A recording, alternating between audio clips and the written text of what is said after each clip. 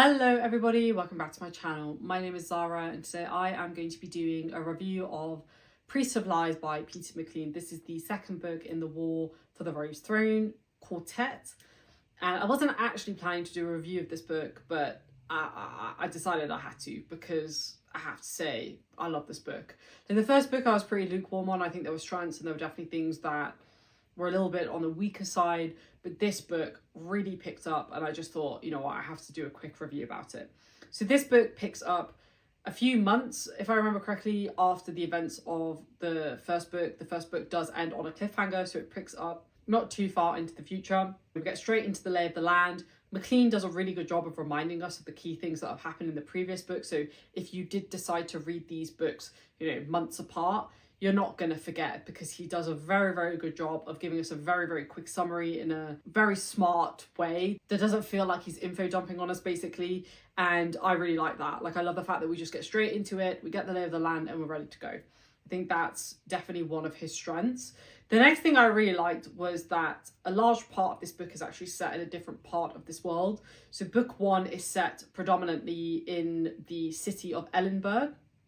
And from what I understand, I read this somewhere, Ellenburg is based on a version of Edinburgh in Scotland, which is one of my favourite cities on this planet. A large part of this book, though, is set in Dansburg. And I think Dansburg is essentially like the equivalent of London. It's very modern. It's very, there's lots of high society there. It's, where the Queen is. It's very much kind of where everything is happening. And it's kind of where the big fry really are. I think we have really good world building in Dansburg to really differentiate it from Ellenburg, which is where we spend the entirety of book one. And so both of these cities now feel very distinct and we have a really good sense of why these two cities are like that and the roles that they play. In a way, Ellenburg is almost like the playground where everything kind of happens, but Dansburg is where like the real decisions are made, the real top level decisions are made. And I love seeing Thomas in a very foreign situation, in a very foreign city to him, where he's used to people being very kind of blunt and honest and all of that. Whereas Dansburg is all political, it's all machinations, it's all people going behind each other's backs. And I found it really fascinating to see him navigate that world. I was also rooting for him, which is always good when you're rooting for your main character. The next thing I liked was pacing. I think the pacing in this one is really good, like really, really good. Bang after bang after bang. We rarely get to catch a breath. It's very intense. It really picks up. And I think he balanced the bang, bang, bang with the slower moments really well. I think we get a lot of slow moments in this book too. And so it just feels like we're really getting a lot of depth to this world, into these characters. And I think that's so hard to do in a short book. This is a 340 page book, which is not long by fantasy standards. And I just think he did an absolutely phenomenal job of like hitting all the notes in a way that made sense for the plot and for the characters at the same time. So I love that, and I really hope this continues to be the case in book three. There are also quite a few surprises in this one. Some caught me off guard, and I like the way he does that. I like the way that he goes about it very smartly. He doesn't make it too obvious. He keeps some information away from us. This one also feels a lot more political, and I think that is just the nature of the fact that we're in Dansburg versus in Ellenburg, and I really hope this continues to develop. McLean is really good at writing politics, and I just really hope we get more of it because I think he's just so good at writing politics. It was really satisfying to kind of see what the characters are going through, but then also understand the kind of hidden messages of what's happening and the context of what's happening. He obviously modelled that off of Peaky Blinders, and I think it's done really well in Peaky Blinders as well. Like, what is not said is almost as equally as important, if not more important, than what is said. And I think he represents that so well, so well in this book. Like, it's super satisfying to read. Let's go on to characters now. Bloody Anne, love that woman. Continues to be my favourite. I like how she handled multiple reveals in this book, and I think she's grown in accordance to her character. I just think she's very compelling, and I just really hope we continue to get more and more time with her. She's actually missing from a part of this book just because the setting changes and she's not in the same place as Thomas, but we still get aspects of her and reflections on her through the lens of Thomas, and it was really, really, really, really nice to read. The other character that I really liked in this book that I think really shone was Cutter. Cutter is probably my second favourite character of this book specifically.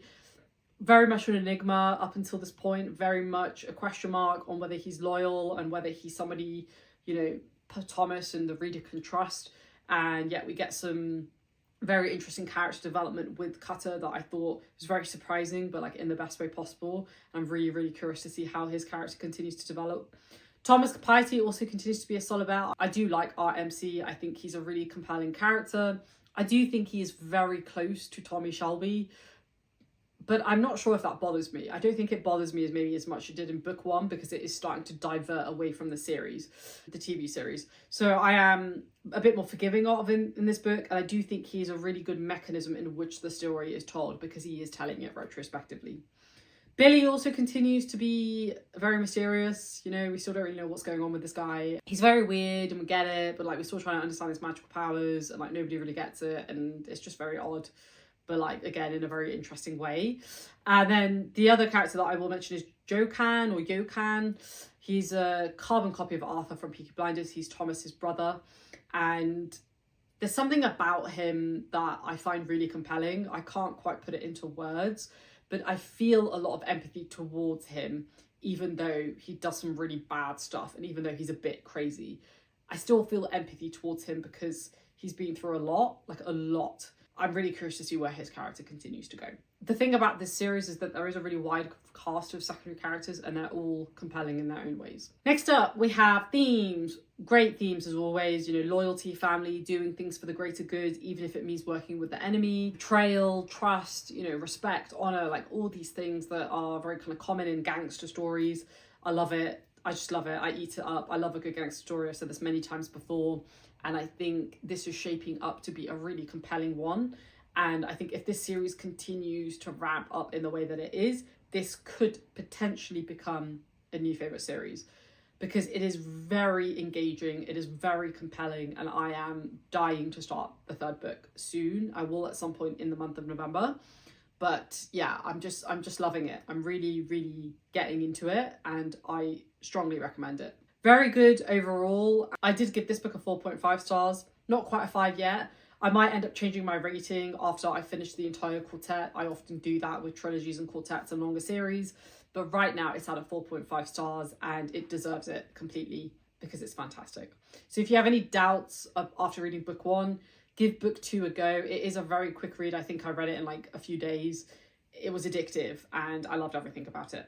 So let me know down below in the comments if you've read it. If you have, let's chat. And otherwise, I will see you in the next video.